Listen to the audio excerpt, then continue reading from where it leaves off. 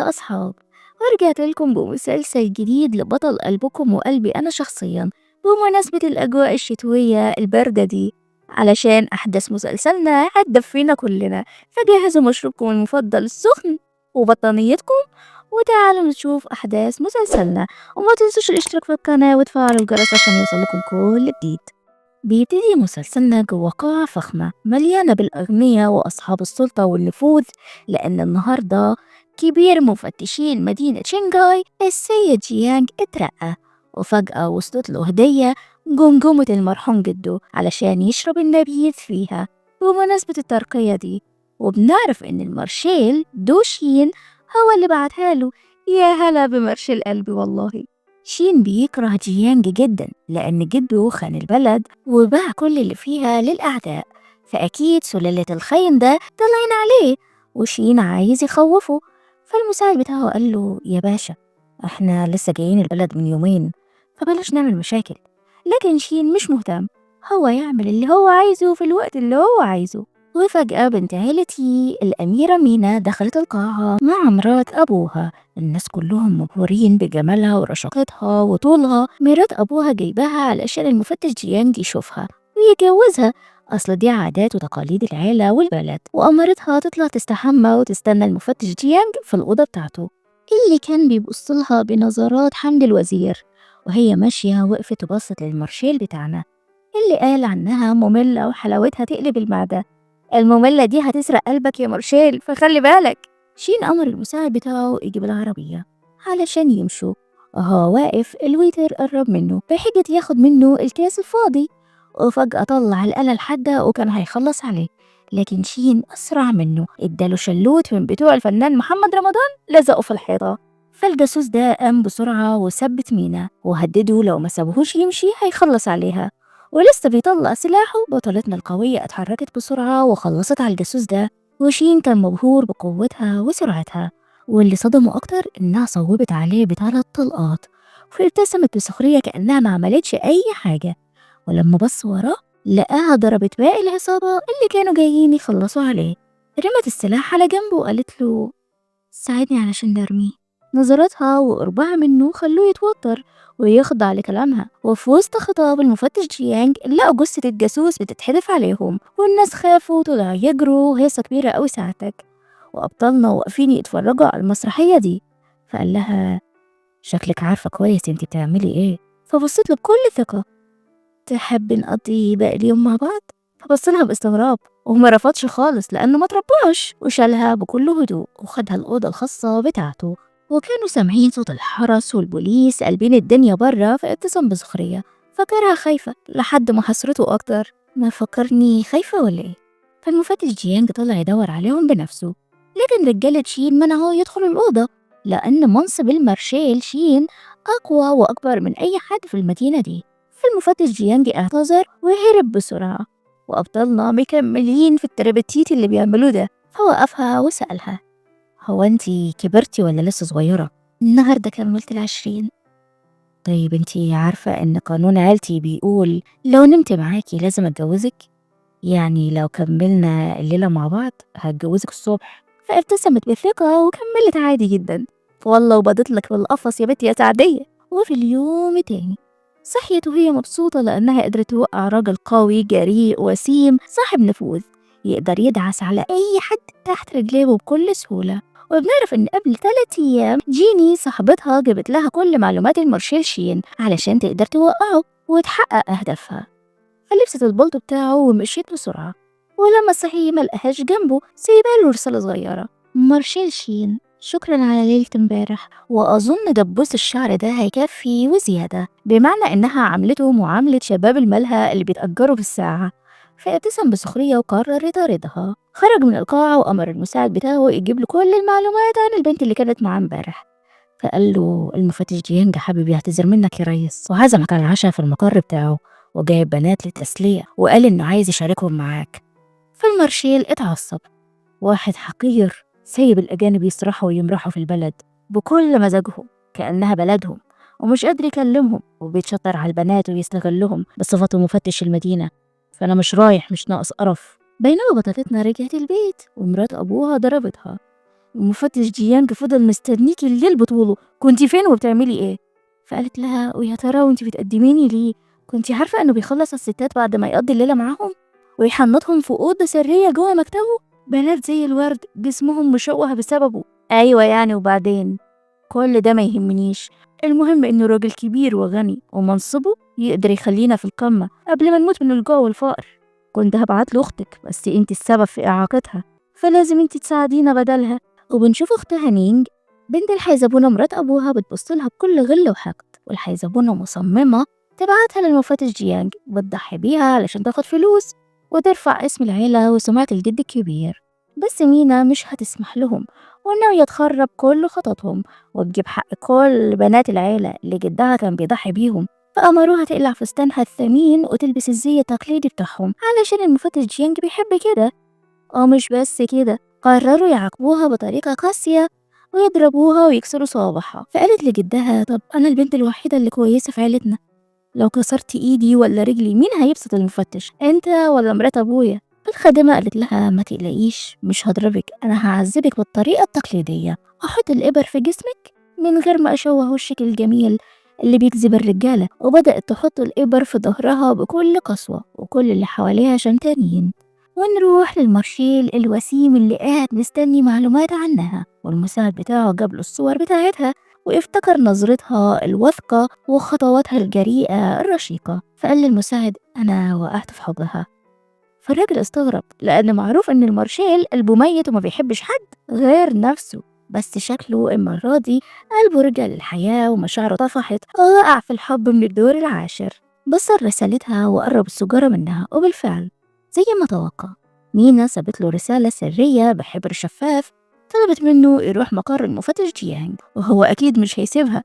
فأمر المساعد بتاعه يجهز كل حاجة علشان يروحوا بيت المفتش.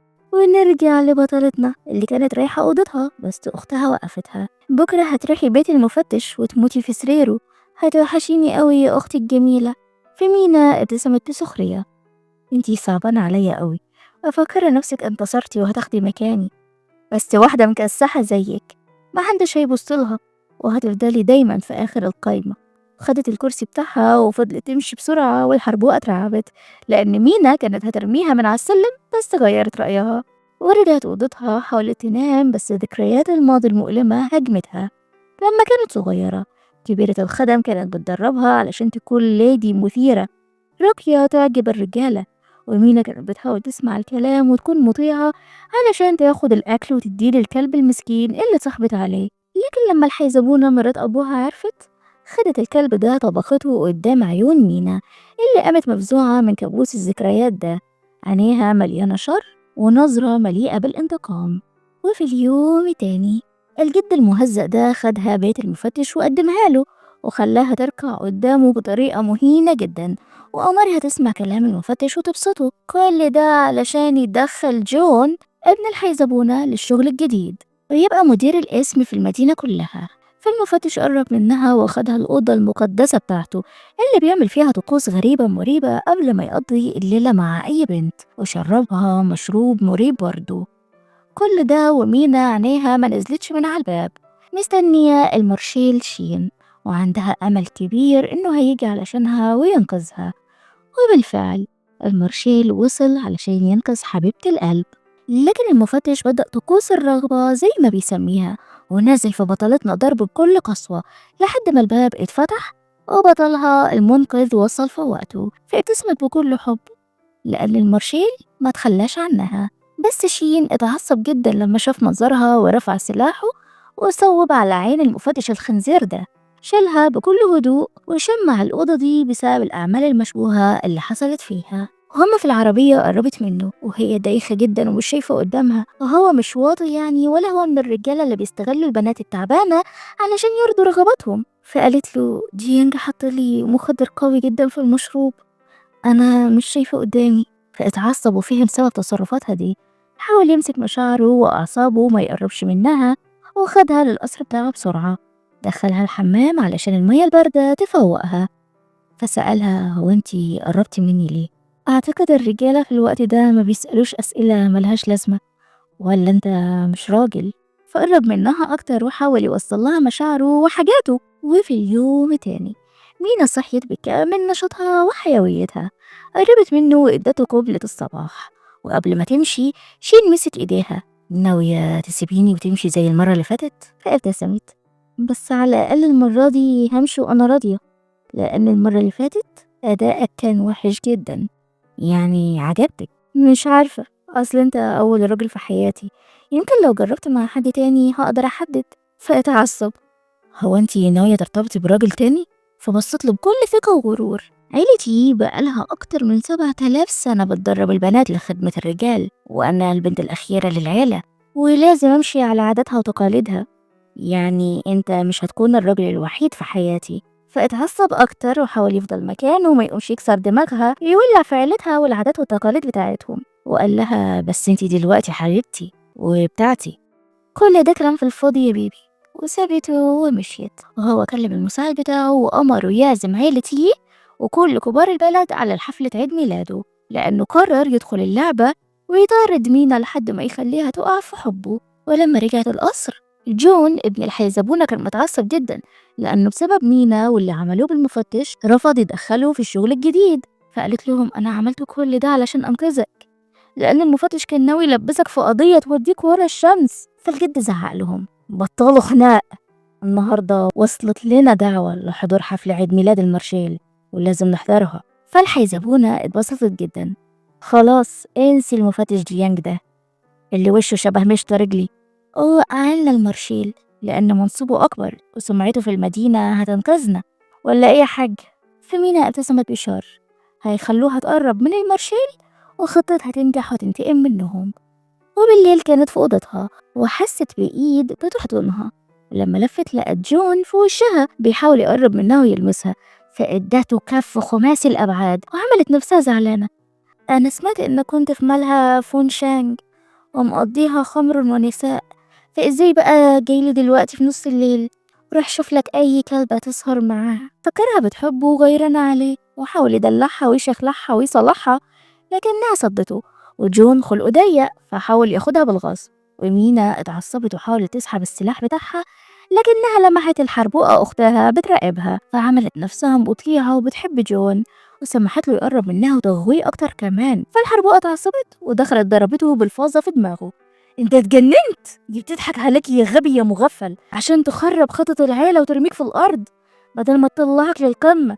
فمينا مثلت دور المظلومة: هو انتي بتعملي كل ده علشان جون بيحبني؟ انا عارفة انك بتكرهيه وتحقدي عليه، بس مش لدرجة انك تموتيه بالفاظة، يعني كل ده عشان بيحبني. فجون اتعصب وضربها، وفي اللحظة دي اهلها دخلوا وشافوا المسرحية دي كلها. والحربوقة قالت لهم: جون دخل أوضة مينا وكان عايز ياخدها بالغصب، لو خسرت شرفها دلوقتي خططكم كلها هتتدمر والمارشال هيطردكم برا المدينة. فمينا سابتهم يضربوا في بعض وهي كانت بتخطط تفضحهم بكل الطرق الخبيثة اللي في الدنيا. وفي اليوم تاني المارشال شين عمل حفلة بمناسبة عيد ميلاده. طبعا هو مش مهتم بالحفلات والجو ده، عمل كل ده علشان يشوفها. وفجأة عينه لمحتها، قلبه وملامحه وكل ما فيه ابتسم بحب. دخلت الحفلة مع عيلتها وهي بتزق كرسي أختها، وجون قال لها: يلا روحي دوري على المارشال وأغويه.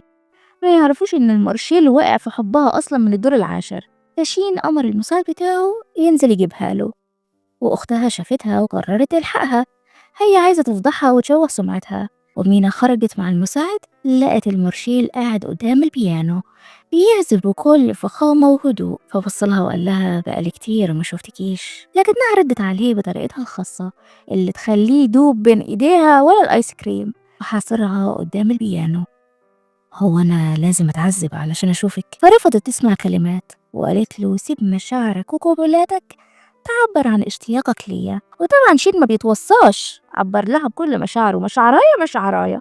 أختها شافت المنظر ده واتغاظت جدا، ازاي مينا شاطرة وقدرت توقعه بسهولة كده. ومينا بصت لها بكل غرور وانتصار فقالت له: أنا أسفة. فابتسم: أسفة على إيه بالظبط؟ لأني خدتك من الحفلة بتاعتك، انتي تعملي كل اللي انتي عاوزاه، الحفلة دي اتعملت علشانك أصلا والقرار كله في إيديكي. فعجبها المارشيلو هو خاضع ومسلم قلبه بين إيديها، فعلت ليفل الإغراء وقال لها: أنا هتجنن عليكي ومستعدة أموت علشانك. فضحكت بسخرية: بس انت هتتعب وتستسلم، مش أنا اللي استسلم، اللي بعوزه باخده. وقرب أكتر وأكتر، ولما خلصوا لحقت أختها وقربت منها علشان تغيظها: يا أختي الجميلة، متشكرة قوي على الفستان اللي انت اديتهوني ده. المارشال قال لي إنه شكلي جميل وهيتجوزني، وهبقى حرم المارشال شين.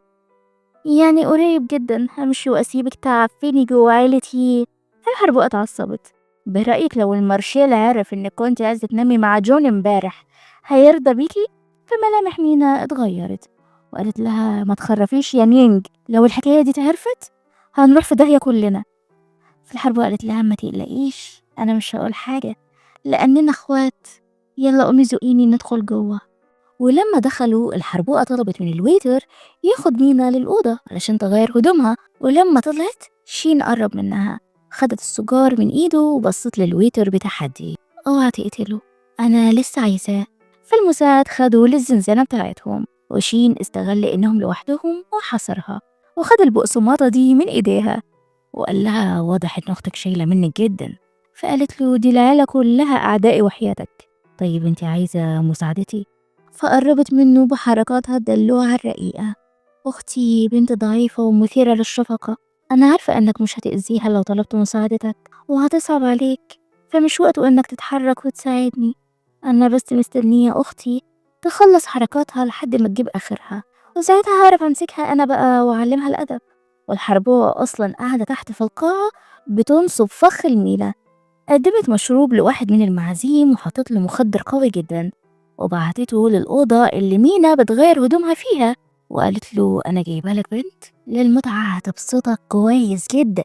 وبعتت جون كمان للأوضة وقالت له: على فكرة مينا مستنياك، وما تخافش مش هقول لحد. وابتسمت بشر: ده اسمه ضرب عصفورين بحجر واحد، بما إن الصحافة هنا فأكيد هيصوروا الفضيحة دي وكل حاجة هتفضح مينا، وساعتها هبقى أنا بنت عيلتي الوحيدة اللي عليها الطلب. والمارشيل قاعد مع حبيبة القلب قال لها: أمري، عايزاني أعملك إيه بالظبط؟ فابتسمت بكل خباثة. وفجأة واحدة من الخدم نزلت تصوت إنها سمعت اتنين بيعملوا حاجات سيكو سيكو في أوضة المارشيل.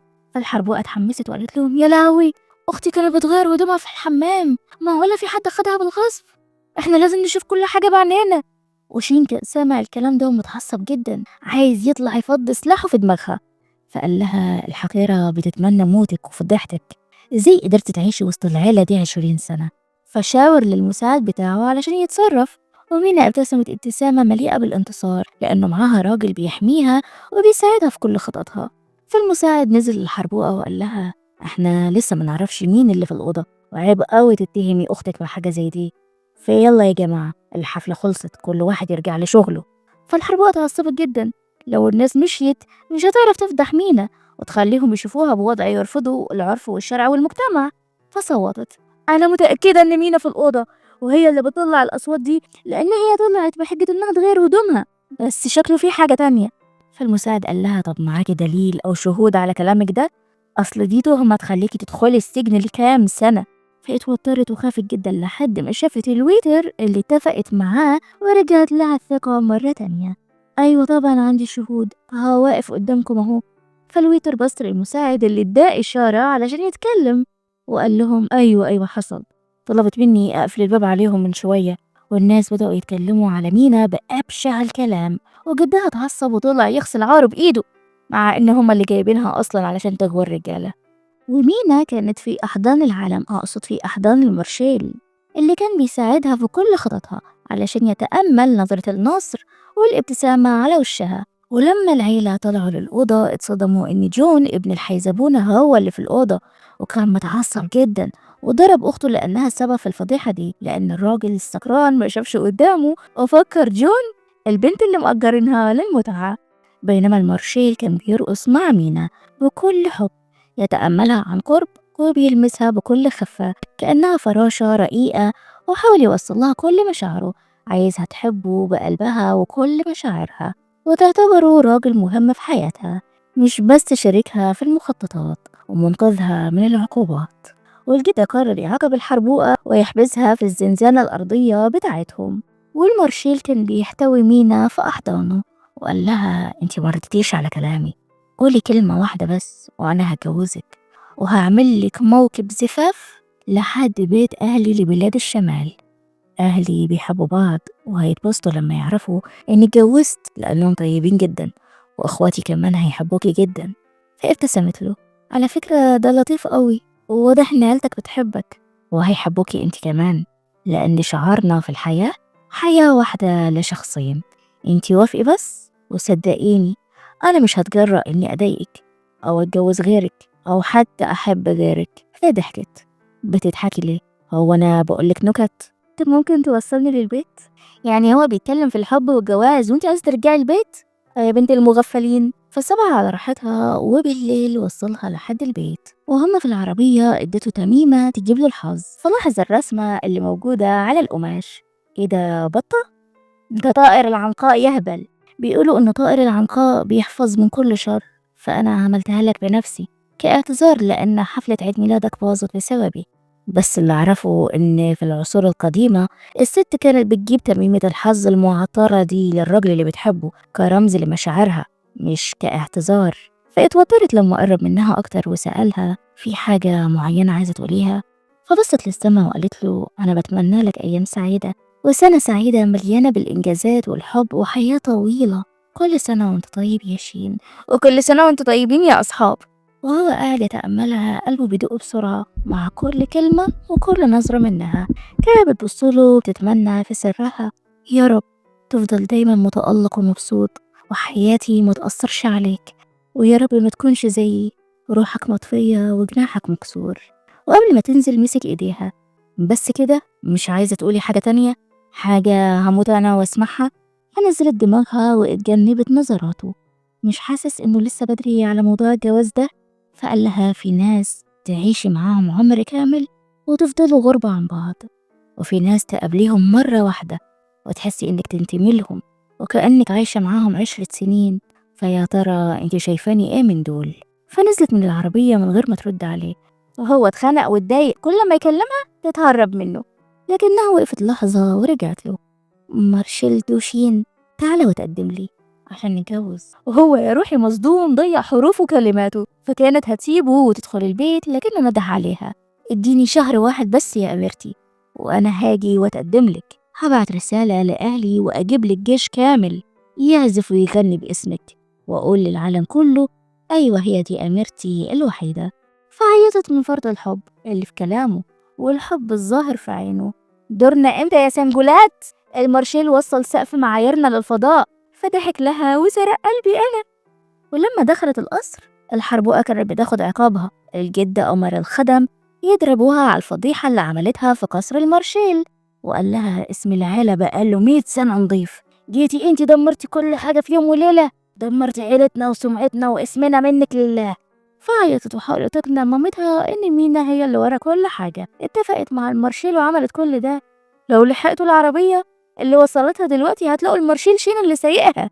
فالجد بعت حد يطارد عربية شين اللي خد باله انه في حد بيلحقه. فالخادم رجع للبيت بعد شوية وقال للجد الكبير ان دي عربية مديرة ملهى النجوم مش عربية المارشال. وده جورنال النهاردة اللي بيثبت ان المارشال كان في ميتنج مع مدير الجمارك من بعد الظهر، يعني ما كانش مع الانسة مينا. فالحيزبونة ضربت بنتها مش علشان هي ظلمت مينا، لا خالص، ده علشان اتكلمت عن المارشال باسلوب وحش واتبلت عليه. فجدها اتعصب وامرهم يحبسوها في الزنزانة للمرة التانية او التالتة ما بقتش فاكرة. وبطلتنا بتزغرط في سرها. وبكده جون شغله كله اتكنسل واتفضح واتطرد من المدينة، والحربوقة اتحبست. فضل الجد الكبير الطماع والحزبونة مرات أبوها. وبنعرف إن بطلتنا هي اللي طلبت من المارشال ياخد صاحبتها في طريقه ويوصلها للملهى لأنها عارفة إن الحربوقة هتقول لجدها عليها. فابتسم بكل حب على ذكائها الخارق ومخططاتها. فقال لجيني ممكن تلاقي طريقة تجيبي فيها مراتي عندك علشان أبقى أجي أشوفها بكرة. فالبنت اتصدمت، مراته ازاي يعني وامتى؟ فالمارشال رجع البيت كلم أبوه وهو طاير من الفرحة وقال له جهز نفسك يا باشا، رايحين نتقدم لحبيبة ابنك الوحيد. فالراجل اتبسط جدا، وأخيرا اللعنة اتفكت، وابنه اللي بيكره الستات ورافض الارتباط لقى شريكة حياته.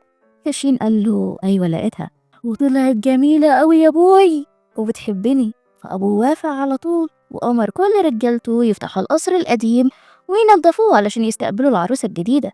وفي اليوم التاني جيني بعتت لمينا وجابتها لمالها. مش عيب عليكي تتجوزي من ورايا يا بنت؟ بطلتنا كانت هتبرر وتشرح، لكن حبيب القلب وصل، وجيني لاحظت الأجواء المشتعلة بالحب فاستأذنت وسابتهم لوحدهم، والمارشيل بكامل أناقته واللون البني هياكل منه حتة. فقال لها الجو جميل النهاردة، يا ترى الأنسة مينا هتوافق تخرج معايا في موعد؟ مدد لها ايده متحمس، وهي بكل برود تجاهلته. حد يرفض النعمة يا عديمة البصر والبصيرة؟ فسألته هتاخدني فين؟ هاخدك لمكان يعجبك جدا. واخدها لمخزن التدريب، وهي كانت مبسوطة جدا. المارشيل مختلف عن أي راجل في المدينة، الكابلز العاديين بيروحوا سينما ومطاعم وأوتيلات، وهو واخدها علشان يعلمها التصويب وتحمي نفسها. فقال لها السلاح ده خدمة من الأجانب، لأني جيت شنغهاي أصلا علشان أطردهم كلهم برا الصين، وبمساعدتك يا أميرتي هننضف البلد دي من الأعداء، وساعتها هتبقى شنغهاي جديدة، بس انتي مش هتبقي الأميرة. فابتسمت. ما حدش مهتم، أميرة ولا خادمة مش مهم، هتخليني أجرب البندقية دي. فضحك، بيحب روح التحدي والمغامرة بتاعتها. خلي بالك السلاح ده متعمر كويس جدا وطلقاته حقيقية. فابتسمت وطلبت منه تجرب تصوب لوحدها، فسابها على راحتها، لكن قوة البندقية أقوى منها وخبطت في كتفها وكل قوة. والمارشيل مسكها بسرعة قبل ما تقع على الأرض، عينه مليانة خوف عليها، يمكن اتعورت ولا الضربة خلعت كتفها، بس هي كانت مبسوطة لأنها نشنت صح. وبسيته قدام الحراس بتوعه، حركة مفاجأة منها خلته يتكسف ويحاول يمثل القوة قدام رجالته. عنكم في الأرض، انتوا بتضحكوا على ايه؟ وقال لها لما تعملي حركة زي دي قوليلي قبلها علشان استعد، وبعدين مش قدام الرجالة كده. فقربت منه. شكرا على اليوم الجميل ده، أنا حبيت اليوم ده جدا ومش هنساه طول عمري. يعني أنت تبتسم لها وأنا قلبي اللي يتخطف؟ ده مش عدل يا مارشيل. فقدم لها رصاصة على شكل سلسلة، وقال لها دي أول رصاصة كانت معايا لما مسكت سلاح لأول مرة في حياتي، وده مفتاح المخزن، لو في يوم حسيتي بخطر اهربي وتعالي هنا، ده أمانك لو أنا مش موجود جنبك. بعدها بنشوف الحيزبونة كانت زعلانة على حياة ابنها اللي اتدمرت، وقررت تنتقم من بطلتنا وتعذبها في الزنزانة بتاعتهم، مع إن ابنها هو اللي زبالة والمفروض تربيه، بس هي عايزة تضرب مينا أي حاجة وخلاص. فالخادمة قالت لها يا هانم الموضوع مش سهل، مينا دي مش مجرد بنت عادية، دي اللي خططت لكل حاجة، أنا شفت معاها رصاصة. طيب يبقى راقبيها كويس، لو بتلعب بدلها مش هنرحمها. وبعدين جيني كلمت مينا وقالت لها إن فرقة التنين وصلت شنغهاي، والممثل ليو الإكس بتاع مرات أبوكي معاهم. وفجأة لمحت مرات أبوها لابسة ومتشيكة ونازلة بحجة إنها رايحة السوق. بقى دي منظر واحدة رايحة السوق؟ فمينا قالت لصاحبتها اعملي لي خدمة صغيرة، كمان 3 أيام عايزاكي تعملي لنا عرض مسرحي ملوش حل. وبعد 3 أيام مينا خدت المارشيل للمسرح علشان يتفرجوا على عرض مثير وفخم، والصحافة كلها موجودة لأن دي أول مرة فرقة التنين تيجي للمدينة. والحيزبونة جت علشان تشوف الإكس بتاعها اللي حضنها بكل قوته. قالت له وحشتني، ال30 سنة اللي عشتهم مع الراجل العجوز ده ما يسووش 3 أيام معاك، أنا بحبك قوي. هو أنا كمان بحبك، ودي رومانسية قرود ملناش دعوة بيها يا أصحاب. وجيني شافت المنظر ده وبعتت إشارة لمينا علشان يبدأوا تنفيذ الخطة. فقالت لشين تحب تتفرج على مسرحية مثيرة؟ طالما معاكي أحب أتفرج على أي حاجة. فابتسمت وقالت له بس هما لازم يفتحوا الستارة دي الأول علشان نعرف نتفرج، معرفش هما طولوا قوي كده ليه. فابتسم بحب وقال لها قولي انت عايزة ايه وأنا أعملهولك. فبصت له بتحدي وقالت له يفتح الستارة، وهو أكيد مش هيروح بنفسه ويفتحها يعني. طلع السلاح وبرصاصة واحدة كسر القفل والستاير نزلت، وظهرت الفضيحة الكبرى. الناس كانوا مصدومين بالمنظر ده، والحيزبونة حاولت تستخبى بس خلاص فات الأوان. الصحافة كلها صورتها، ومينا واقفة بتضحك وملامح الشماتة مرسومة على وشها بتردد أغنية قديمة بصوت جميل خلى المارشال شين يقع في حبها أكتر وأكتر. فسألته شفت العرض؟ مثير مش كده؟ فابتسموا وخرجوا سوا وهما في الشارع. قال لها صوتك حلو قوي، وما استناش يسمع منها أي كلمة زيادة. حاول يوصل لها كل مشاعره وحبه الكبير ليها. بعدته عنها وبصت في عينه. المارشال وقع في حبها بعمق ومش قادر يستنى لحد ما تبقى مراته. فقالت له انت لازم تديني شوية وقت كمان. فحضنها بكل هدوء وسألها هي الست اللي كانت في المسرح دي مامتك؟ بصراحة مش عارفة. فاستغرب يعني ايه؟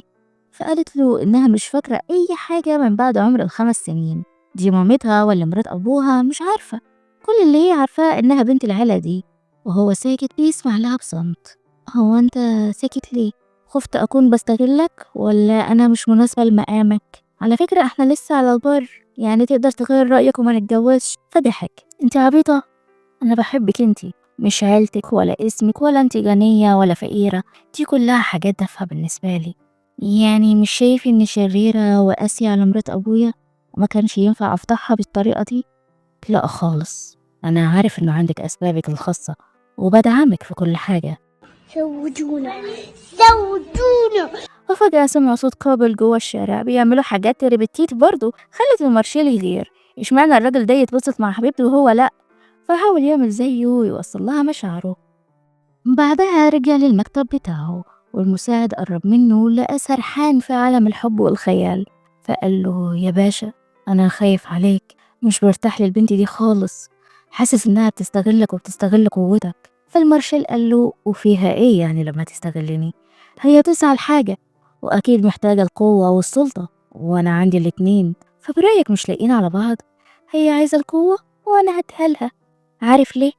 لأنها هتبقى مراتي وكل اللي أملكه تحت رجليها. بقولك يا مارشال قلبي، مفيش منك نسخة في شيئين. وفجأة افتكر كلامها لما قالت له إنها مش فاكرة أي حاجة في حياتها من لما كان عندها 5 سنين، وطلب من المساعد بتاعه يدور ورا الموضوع ده. ومينا رجعت قصر عيلتها، شافت جدها بيعاقب الحيزبونة لأنها وسخت شرفهم وجابت لهم العار. وسمعتها بتقول له أنت غصبتني أتجوزك بعد وفاة ابنك، وانت عارف ان قلبي وروحي مع راجل تاني، فما تجيش تلومني دلوقتي. ومينا افتكرت لما كانت صغيرة والحيزبونة دي أمرت الخدم يعلموها كل حاجة عن الاتيكيت والأنوثة وازاي تبقى ليدي، بس بطريقة قاسية جدا. ولما الحيزبونة عرفت ان مينا ملهاش الصحاب غير كلب صغير، خدت الكلب ده وطبخته قدام عينيها وأمرتها تاكل منه كمان. لا ده حلال فيها كل اللي بتعمليه يا فنانة، اديها فوق دماغها كمان وكمان. فسابت الجد يعاقبها وراحت أوضتها. لقت الخادمة الجحدة أم قواء بتركع قدامها وتطلب السماح، لكن مينا قلبها حجر، اللي عملوه فيها ما كانش قليل برضه. فرفضت تسامحها وطلبت منها ترجع وتشوف شغلها. وهي دخلت تحتفل بانتصارها مع نفسها ولقت جدها بيدخل عليها وهو متعصب. انتي مفكراني عبيط ومش عارف انك انتي السبب في كل حاجة؟ فاتوترت، خطتها اتكشفت بدري قوي، وقبل ما تفتح بقها وتدافع عن نفسها ضربها وقال لها تعالي ورايا على الزنزانة. أخدها القبر جوه الزنزانات المصدية المخيفة البشعة، وأختها نزلت وراها تبص عليها بكل شماتة. تأتي الرياح بما لا تشتهي السفن يا أختي العزيزة. قوليلي بقى يا حبيبتي، قدرتي تنتقمي وتتجوزي المارشال ولا جدي قفش خطتك بدري؟ فمينا ابتسمت لها بكل سخرية. مش مهم الخسارة، لأني هقدر أقف على رجلي وأخد حقي تاني. روحي انتي دوري على حد يزقك وملكيش دعوة بيا. وبالليل فضلت لوحدها، حاولت تنام وتريح أعصابها، بس ذكرياتها المؤلمة مش سايباها في حالها. افتكرت لما جدها كان بيحبسها مع الفيران ويعاقبها بأبشع الطرق. ذكريات طيرت النوم من عينيها. لكن دلوقتي هي ما بقتش البنت الضعيفة اللي بتخاف من الضلمة والفيران. سحبت دبوس الشعر بتاعها وخلصت على كل الفيران اللي قربوا منها. بتفكر نفسها بالمعاناة اللي عاشتها وإنها مستحيل تستسلم وترجع تخضع للعيلة الجحدة دي تاني. وفجأة شين جه على بالها فابتسمت بكل حب. الإنسان الوحيد اللي قدر يخليها تبتسم ابتسامة حقيقية، اللي كان قاعد سرحان بملامحها المرسومة في خياله وبيرسم لها فستان شبهها، فستان فرحهم. لكن فجأة سن القلم اتكسر وقلبه اتقبض، حس إنه في حاجة كتمت على نفسه. فنادى على المساعد بتاعه وقال له خد الرسم ده لأي مصمم يكون شاطر جدا في شغله وبيفهم، يصمم لي الفستان ده بأسرع وقت، لأني قررت أتجوز في الأيام اللي جاية. ونروح للمفتش جيانج اللي المارشال طير له عينه، اللي بصت لحبيبة القلب بنظرة مش كويسة. كان حابس نفسه في بيته بيستعد للانتقام من مينا والمارشال بتاعها. والحربوقة أختها جت واتفقت معاه علشان يخلصوا من مينا وحياتها ترتاح للأبد. وفي اليوم تاني الخادمة جت خرجت مينا من الزنزانة علشان عقوبتها خلصت، وكانت مستنية مينا تسامحها لأن بعد فضيحة الحيزبونة كده مبقاش في حد كبير الخادمة دي تتحامى فيه غير مينا، فلازم تخضع وتحط دماغها في الأرض لحد ما تسامحها. وبطلتنا استغلت النقطة دي كويس جدا وأمرتها تجيب لها سجل حسابات عيلتي كلها. فأخدت الدفتر واكتشفت إن العيلة ما عادش عندهم أي حاجة غير نادي القمار والملح الليلي علشان يسترزقوا منه، وكل فلوسهم جاية من الحرام. فكلمت المارشال: هو انت تقدر تطلعني من عيلتي الحقيرة دي دلوقتي؟ وطبعا المارشال بتاعنا ما بيردش بالأقوال، بيرد بالأفعال. كلم جدها وأمره يجي يقابله بحجة إنه عايزه في شغل. ولما الجد خرج هو راح للقصر وقابلها: وأمريني يا أمرتي، عايزة إيه؟ فلاحظ إنها خست وملامحها باهتة وصفرة. انتي كويسة؟ مالك دبلانة كده ليه؟ ما أنا كويسة، بس تعبانة شوية. تعب عادي، ما تقلقش، من بتاع كل شهر. هو ما فهمش وكان عايزها تشرح له أكتر لأنه قلقان عليها، لكنها طنشت وقالت له: خلينا نمشي من هنا. عايزة تروحي فين بالظبط؟ نادي القمار بتاع عيلتي. فضحك ووصلها للنادي. الرجالة كانوا واقفين حوالين ترابيزة القمار، وهي دخلت في وسطهم وراهنت بمبلغ كبير جدا. وفي واحد من الرجالة بصلها بسخرية واستنقص منها وحاول يلمسها، بس المارشال قال له: ايدك لا توحشك، وخلاها تقعد على راس الترابيزة وتنافس أغنى وأشطر واحد في الرجالة. طبعا مش أغنى من بطلنا اللي كان واقف في ظهرها، درعها الحامي وقوتها الخفية، وهي تدلع عليه وقدرت تكسب على الراجل ده في ثواني.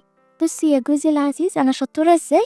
وهو كل حاجة اختفت من قدامه، ما بقاش مركز مع أي حاجة غير كلمة جوزي دي.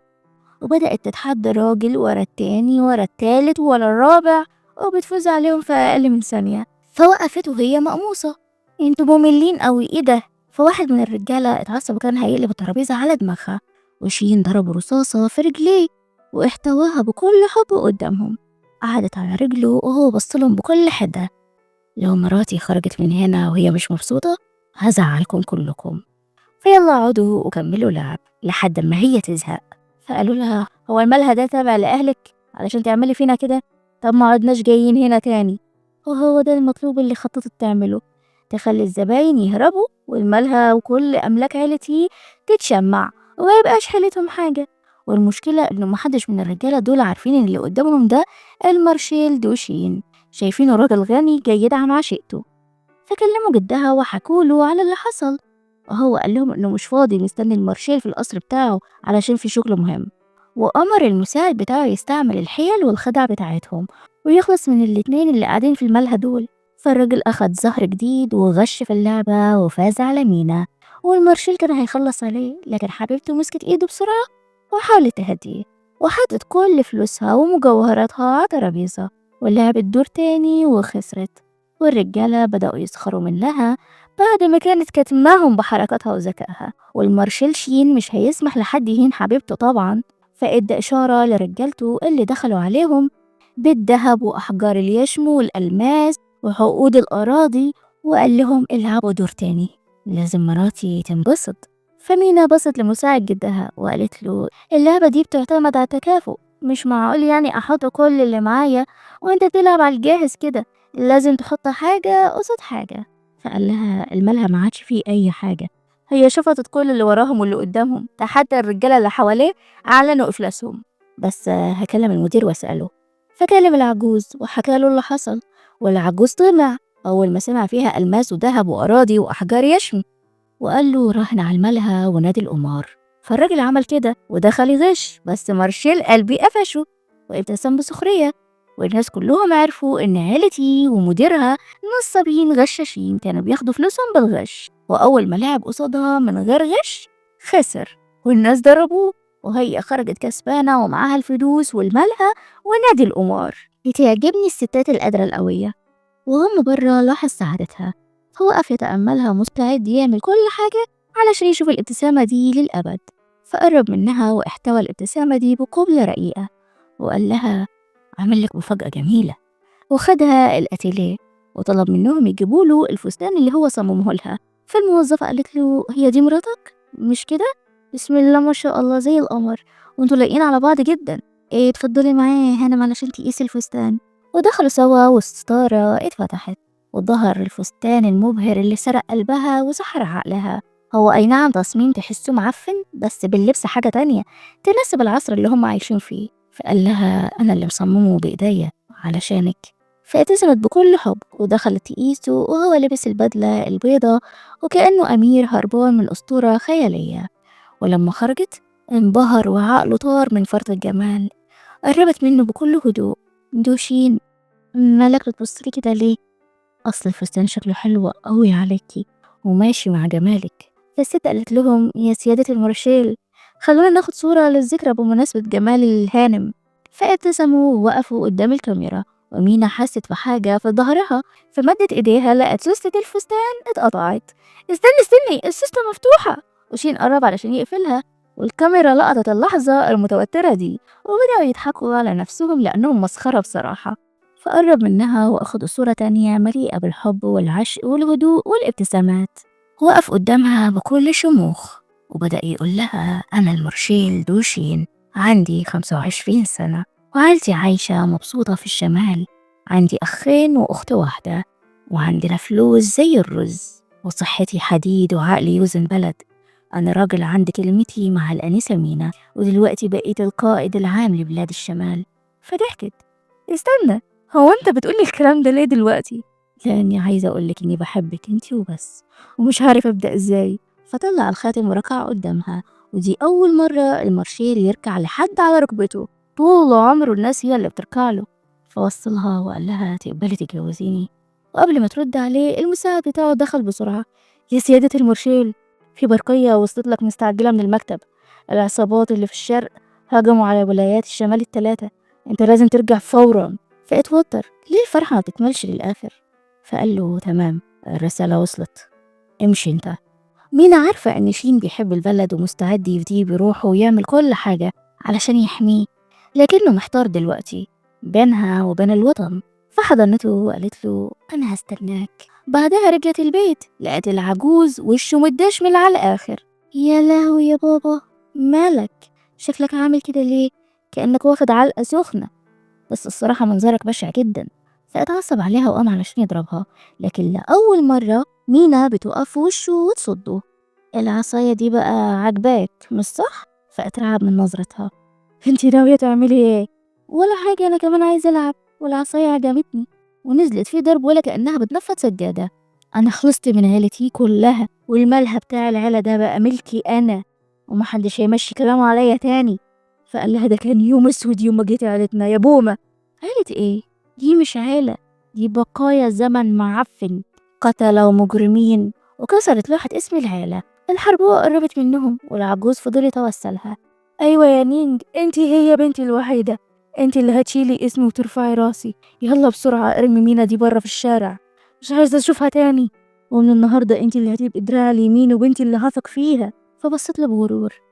بس ده مش كفاية، أنا عايزة أبقى كبيرة عيلتي. ده في المشمش. وفجأة المفتش جيانج دخل عليه، ومين استغربت. ايه ده، هو انت لسه عايش؟ ده كله بفضل قوة حبي ليكي. ده أنا بقالي 80 يوم عيني بتوجعني وبفكر فيكي كل ليلة، مفيش ليلة عدت من غير ما تيجي على بالي. الحرب قالت لها المارشال رجع الشمال بجيشه، ودلوقتي شنجاي بقى تحت حكم المفتش جيانج، يعني هو اللي بقى الكل في الكل هنا. وحقيقي أنا مش قادرة أصبر لما أشوف هيحصل فيكي إيه بعد غياب المارشال. فالمفتش جيانج خلى الحربوقة تبقى الهانم لعيلة يي، والكلمة كلمتها. والحرس أخدوا العجوز للحبس. ومينا قدرت تفهم إن المفتش ده والحربوقة هم السبب في اللي حصل، وخلوا الأجانب يدخلوا المدينة مع العصابة بتاعتهم، وشين اضطر يسافر بسببهم. فالحربوقة قالت للمفتش يا سيادة المفتش جيانج، أنا عندي وعد ليك وبسلمك مينا. الحقير قرب منها. انتي ودوشين تعبتوني قوي وطلعتوا عيني، ولازم أدفعكم التمن. فتفتكري فيه حاجة أحسن من إني آخد حبيبة المارشال عندي في البيت وأقتلها؟ وهي صاحية وهعلق جثتها على باب المدينة، ده هيبقى ذل ملوش آخر. المارشيل عمر ما هينسى اللحظة دي. وبصوت عالي قال: بعد 3 أيام الفرح هيتعمل في قصر المارشيل نفسه، وهنرحب برجوعه. بينما المارشيل وصل لمدينته وأبوه استقبله، والغريب إن كل حاجة كانت هادية زي الفل. فأبوه قال له: أمال فين عروستنا الجميلة؟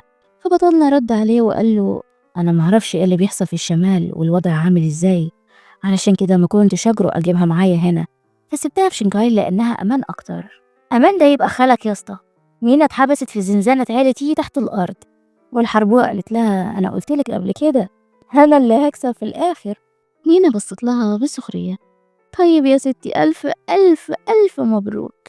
اتحالفتي مع أعداء الوطن وبقيتي خاينة لبلدك؟ تعبتي قوي علشان في الآخر تاخدي حتة قشرة فاضية اسمها عيلتي؟ لا لا لا، انتي أكيد بتقولي كل ده علشان تستفزيني. على العموم ده مش هيغير في الواقع حاجة، كمان 3 أيام هتكوني ميتة. فمينا ضحكت أكتر: هو إيه يعني؟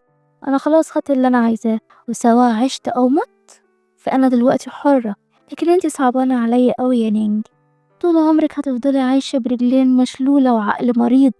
القصر بتاع عيلتي اللي فرحانة بيه ده صدى صريخ الستات فيه بيسمع كل ليلة. أختي الكبيرة ماتت من ضرب جوزها وما كانش ليها حد ينجدها، والأخت التانية ماتت وهي بتولد وضحوا بيها علشان العيل يعيش، وأختنا اللي حماها اعتدى عليها وغرقوها في البحر، والأخت الخامسة أجبروها تبقى رقاصة لحد ما ماتت من الضرب.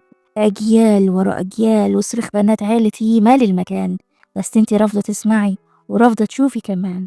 فالحربوة اتعصبت: اخرسي، اقفلي بقك خالص، انا خلاص ما بقتش زيكم، ما بقتش حتة لحمة في ايديكم تقطعوا فيا، انا السكينة اللي هتقطع لحمكم المرة دي، انا عيلتي الجديدة وانا الكبيرة هنا. فمينا قالت لها: وعلشان كده انتي تستاهلي كل اللي يجرالك، تستاهلي تسمعي صريخ أرواح بنات العيلة كل يوم، الأرواح اللي مش هتعرف ترتاح أبدا. فالحربوقة اتعصبت وكانت عايزة تخلص على مينا اللي حاولت تدافع عن نفسها، لكن المفتش جيانج ضربها رصاصة في إيديها. بينما شين وافق يدخل الحرب ويحمي وطنه وأهله وأرضه، لكن كل لحظة بتعدي عليه بيفكر في مينا ومتحمس يرجع شنغهاي ويتجوزها. وقال: الحمد لله أني لسه ما جوزتهاش، لأنه مش عارف هيرجع من الحرب دي عايش ولا لأ. ونرجع لمينا المسكينة اللي المفتش استغل ضعفها وأجبرها تتجوزه، وقال لها: مارشال قلبك مش هيجي ينقذك، لأنه خلاص دخل يحارب عن بلده، عامل لي فيها حامل وطن والمواطنين، ولو مش مصدقاني كلمي المكتب بتاعهم هيقولولك. فطلعت معاه المكتب واتصلت على مكتب المارشال، وبالفعل السكرتير قال لها إن المارشال شين دخل الحرب وقدامه 3 أو 4 أيام على ما يرجع. فقلبها وقع في رجليها، معقول المفتش جيانج عمل له فخ وهيخلص عليه؟ فالسكرتير قال لها: أنا ممكن أساعدك لو الموضوع مستعجل، سيب رسالة وأنا هوصلها له. طيب، أنا خطيب الدوشين ووصل له الرسالة دي إنه كمان 3 أيام أنا هتجوز المفتش جيانج. أنا اخترت جيانج خلاص وبعلن انفصالي عن المارشيل، وحياتنا سوا انتهت للأبد. كانت بتتكلم وهي غرقانة بدموعها، الحقير شمتان فيها، فطلبت منه يعزم كل قرايبها ويخرج أهلها من السجن ويعزم الأغنياء والأجانب اللي في المدينة كلها. فضحك ووافق على طلبها علشان عايز يعمل فرح كبير الناس تفضل تحكي عنه ل10 سنين قدام. فقال لها: سمعت إن شين صمم لك فستان فرح مخصوص هتلبسيه وانتي بتتجوزيني. وسابها ومشي، حرق الدم وقلب ما فيش زيها. ولما دخلت الأوضة اتصلت على جيني وطلبت مساعدتها: بصي، قصر المارشيل تحت مخزن سلاح، يوم الفرح استني إشارتي، أول ما اديك الإشارة ولعي في المخزن كله، خلينا نخلص من المفتش والخاينين والكلاب اللي دخلوا بلدنا. وجي يوم الفرح المشؤوم، بطلتنا بتجهز في أوضتها، ملامحها حزينة وكئيبة كأنها لابسة كفن مش فستان فرح. وافتكرت شين وهو بيتقدم لها وقد إيه كان متوتر رغم الحب اللي طافح في عينه والابتسامة المرسومة على وشه. وجيني دخلت عليها علشان تواسيها وتكون جنبها، وقالت لها: اهربي يا مينا، أنا بعرف ناس كتير يقدروا يساعدوكي ويستقبلوكي عندهم. لكن مينا رفضت، هي عايزة تخلص من الشيطان الخبيث جيانج وتخلي البلد تنضف بقى. فقالت لها: خدي ده مفتاح المخزن وجهزي كل حاجة، ولما تسمعي صوت إزاز بيتكسر هي دي الإشارة، ولعي في المخزن كله وملكيش دعوة بأي حاجة تانية. وجيني كانت بتعيط ومقهورة، الخطوة دي هتخليها تخسر مينا اللي لاحظت حزن صاحبتها وحضنتها الحضن الأخير. وبعد شوية دخلت القاعة والمفتش استقبلها ووقف قدام المعازيم وقال لهم: يا حضرات، دي حبيبة المارشال دوشين وأغلى حاجة في حياته، بس دلوقتي بقت في بيتي ومراتي ونورت فرح يا جماعة. وفجأة الأخبار نزلت والصحف غرقت المدينة انتصار المارشال في الحرب، والمفتش جيانج بيتجوز خطيبة المارشال. اللي وصل المدينة وقرأ الخبر ده وتعصب جدا لأنه ما كانش يعرف، هو أصلا حتى ما كلمش السكرتير وعرف منه الأخبار، فخد الجيش بتاعه وراح يرجع حبيبة القلب لأحضانه. يا ساتر من الكاريزما والفخامة والوسامة. ومينا كانت ماشية مع المفتش عبارة عن جسد بلا روح، لأن روحها وعقلها وقلبها كلهم عايشين، كل خطوة بتفكر فيه ومع كل نفس بتشتاق إليه. خدت الكاس وغمضت عينيها وكسرته، ادت الإشارة لجيني اللي كانت مستنياها علشان تفجرهم، لكن في اللحظة دي الباب اتفتح والمارشيل دخل عليهم. ومينا فضلت تعيط وتزعقله: اهرب من هنا، اهرب أرجوك، اخرج. خايفة عليه من الموت، ما هي ادت الإشارة خلاص، لكنه قرب منها واحتواها بكل مشاعره قدام كل الموجودين وكأنهم في القاعة لوحدهم، وطلع الخاتم وعرض عليها الجواز للمرة التانية. وبنعرف إن جيني قابلته في الطريق ورجعت له المفتاح، وبكده المكان مش هيتفجر. والجيش دخلوا وقبضوا على كل الموجودين، الأعداء والأجانب والخاينين وعائلتي والمفتش جيانج كمان. والمارشال شال حبيبة القلب ومشي ولا مهتم لأي حد، إن شاء الله يولعوا كلهم في بعض. وخدها الأوضة وحاول يوصل لها مشاعره وقد إيه هي وحشاه، لكنه فقد السيطرة على نفسه، فمينا ضربته ووقع تحت رجليها وهو حزين ومش قادر يبص في عينيها، حاسس قلبه بيتقطع لأنه سابها لوحدها وسط العذاب. وفوق كل ده فقد سيطرته على نفسه وقرب منها بالغصب فعيط، بقى العيون الجميلة دي تعيط وقال لها: لو ما جيتش النهاردة كنت هخسرك للأبد، كنتي هتموتي معاهم مش كده؟ فقالت له: ما كانش عندي حل تاني. فاتعصب: ما كانش قدامك حل ليه؟ كان ممكن تسيسيهم لحد ما ارجع، انا عارف انك تقدري، كان ممكن تهربي للمخزن، ده الامان اللي انا سبتهولك قبل ما امشي، ليه استسلمتي وكنتي هتموتي نفسك معاهم؟ وهي دموعها نازله شلالات شلالات. فكمل عتابه ليها: كان قدامك كل الحلول، بس انت اخترتي طريق الموت، ما فكرتيش فيا ولا بمشاعري، ما فكرتيش انا هعيش ازاي من غيرك. ووقفت قدامه ومسحت دموعها: انا عيلتي ربتني علشان اكون جارية للاكابر والبشوات، انا عارفة اني وحشة وقاسية واستغليتك، طول الوقت كنت بستخدمك وبستغلك. فابتسم: طب ما انا عارف. فكملت كلامها: انا بكرههم وبكره نفسي علشان بنتهم، ال20 سنة دول جننوني، والكره بياكل في قلبي كل ليلة ومش هرتاح غير لما اموت. فحضنها وحاول يهديها: بس يا مينا، انتي لازم تعيشي علشاني انا، عيلتي خلاص غاروا في 60 داهية وانا هخلص منهم، ولسه قدامنا سنين كتير قوي هتنسي الماضي وجراحه، بس انا ممكن معرفش احبك وده مش عدل ليك. مش مهم، المهم اني عايزك انتي، وانا عارف ان حب ليكي كفاية. انا عايز اخدك بيتنا، اعمل لك بيت حقيقي، ولو عايزة تنتقمي انا هبقى السكين بتاعك وسلاحك، عايزة تطيري وتتحرري انا هبقى جناحاتك. من هنا ورايح اتعلمي الرماية، اقرأي، اعملي اللي انت عايزاه، بس المهم اننا نفضل مع بعض. انت مش هتضطري تحاربي علشان تعيشي ولا تخططي علشان تاخدي حقك، انا هكون جنبك وبتكلم بجد، انا ما اقدرش اخسرك، انا بحبك. طيب ودموعي انا مين يمسحها لي؟ وحياتي السنجوليه البائسه اللي بتبكي في الزاويه دي؟ حسبي الله ونعم الوكيل. ومن كتر العياط والارهاق اغمى عليها، وما ننساش انها مصابه، الحيوان جيانج كان ضربها فاكرين؟ فالمارشال جاب لها الدكتور علشان يطمن عليها، بس الدكتور قلقوا عليها اكتر، قال له ان الجروح القديمه لسه موجوده والجروح الجديده اتفتحت تاني، والجسم مهدود والوجع فيه فوق الاحتمال، وصعب قوي انها تقف على رجليها بسهوله. فشين قال لهم: حتى لو كان صعب، وحتى لو هي رقيقه زي فانوس ازاز، لازم اصلحها وارجعها لصحتها واداويها واخليها مشرقه وسعيده اكتر من الشمس. فالدكتور قال له: المرض اللي في الجسم علاجه سهل، بس مرض الذكريات اللي في القلب هو اللي علاجه صعب وبيهد جبال. فأمرهم يروحوا السجن ويستجوبوا عيلتي نفر نفر. أنا عايز أعرف كل حاجة حصلت طول السنين اللي فاتت دي. ودخل لحبيبته تاني وفضل جنبها وبيحتويها ومسك إيديها. فمينا صحيت مفزوعة من كابوس بشع، سحبت سلاحها وضربت الهوا، وشين حاول يهديها ويحتوي خوفها. اهدي، أنا جنبك أهو، ومش هقول أي كلمة تضايقك. بتعيطي ليه بس؟ الظاهر إن المثل اللي بيقول إن البنات مخلوقة من مية طلع صح. فحطت إيديها على قلبها وقالت له أنا حاسة إن عندي مرض هنا في قلبي وهتعبك معايا، وممكن أكون أنا السبب في موتك. فابتسم. لا مش هيحصل. وحضنها بكل هدوء. انتي حتى لو مش عايزة تعترفي أنا عارف إنك بتحبيني. أحبك إزاي وأنا بنت عيلتي؟ وغمضت عينيها وسلمت نفسها للنوم. وبعد شوية المساعد وصل وجاب له الملف اللي فيه كل المعلومات. عيلتي طول السنين دي علشان يرضوا البشوات والأكابر كانوا بيحبسوا البنات في السراديب، تعذيب وإهانة وحاجات ما تتحكيش. في 5 بنات ماتوا، ونينج رجليها اتكسرت علشان تهرب من العادات والتقاليد دي، وعلشان ما يودوهاش للمفتش جيانج. والدور كان جاي على الآنسة السبعة اللي هي مينا. يا ساتر يا رب، ايه العيلة المريبة الغريبة دي؟ فشين قال لولا ذكاء مينا وإنها عرفت توصل لي كنت خسرتها للأبد وماتت زي إخواتها. بس أنا قلبي لسه مقبوض ومش عارف أفوق من الكابوس ده. عيلتي دلوقتي كلهم محبوسين مش كده؟ أيوة يا فندم كلهم محبوسين. وفي اليوم تاني مينا صحيت ملقتوش جنبها، فخافت وخرجت تدور عليه. لقيته واقف بيدي أوامر للخدم علشان يعتنوا بيها ويهتموا بأكلها وشربها وميعاد الدواء بتاعها.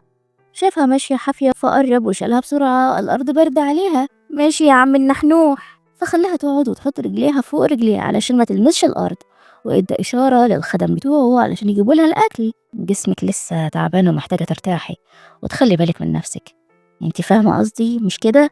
وبدأ يأكلها بنفسه. وأظن انتوا عارفين القاعدة بتاعتنا، الحسد بالدور كل واحدة فينا تحسدها شوية. وبعد شوية خدها السجن عند عيلتي المقرفين، وركعوا قدامها وطلبوا منها تخرجهم من هنا. فقالت لهم شكلكم يضحك قوي، ورفضت تخرجهم من السجن. فبدأوا يشتموها وقالوا عنها قاسية وما عندهاش قلب. فبصت لهم بصدمة.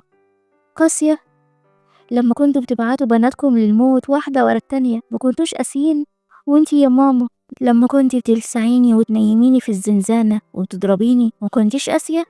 وانت يا جون لما شفت اخواتك بيموتوا كل يوم وما اتحركتش، وجاي دلوقتي تشتكي وتقولوا عني انا اللي قاسية؟ يمكن انا فعلا قاسية، بس بالمقارنة بيكم انتوا انا ارحم بكتير. ووقفت قدام اختها وقالت لها انتي عارفة يا نينج، انا كان نفسي اخدك معايا ونعيش في سلام وامان، بس انتي اخترتي تفضلي مع العيلة دي. فالحربوقة ابتسمت بحزن وطلعت آلة حادة وطعنت نفسها. وقبل ما تودع الحياة قالت لمينا خليني أقولك سر أخير. الحقيقة إن أنا وإنتي مش بنات عيلتي دي أصلا. العيلة دي كانت بتلم البنات اليتامى الحلوين من كل حتة ويخطفوهم ويربوهم علشان يتاجروا بيهم، ولو البنات ما كانوش يتامى كانوا بيقتلوا أهاليهم ويخطفوهم وهم عيال صغيرين. أنا سمعت كل حاجة سمعتها بودني النهاردة. من اللحظة دي أنا بقيت حرة ومش هبقى تحت طوع حد تاني. فالعجوز فضل يزعق كل ده كدب في كدب، انتي وكل اللي هنا بناتي من لحمي ودمي ومن عيلتي. ما تصدقيش الحيوانة دي، نينجي تستاهل تترمي في 7 أرض وتتشوي في جهنم على الكدب اللي قالته ده. ماشين قرب منه. أنا شايف إنك انت اللي مكانك محجوز في جهنم هناك. شايف الورق ده؟ دي الحاجة اللي كنت بفكر أقولها لك من زمان. دي الأدلة اللي بتثبت إن عيلتي كانت بتتاجر في البنات وبتبيعهم زي العبيد. وبص لحبيبته وقال لها انتي مش بنت عيلتي ولا ليكي أي صلة بيهم.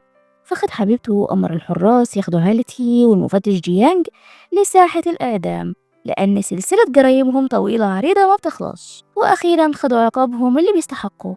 وبعد 3 شهور شين كان بيلم حاجتهم علشان هياخد مراته لأهله وإخواته ويعمل لها بيت دافي ويعيشوا بتبات ونبات ويجيبوا صبيان وبنات.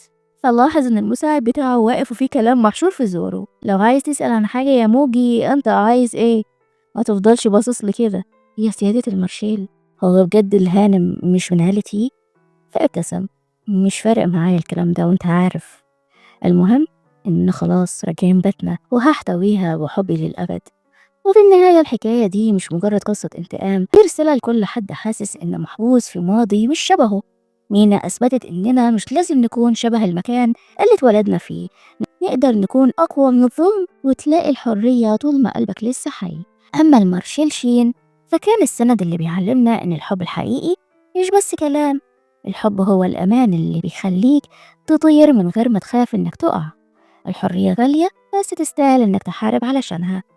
فما تسمحش لظروف تكسرك ولا لماضيك إنه يحدد مستقبلك. والحب الصح هو اللي بيبني فيك مش اللي بيهدك. ولحد هنا بينتهي مسلسلنا. دمتم بخير.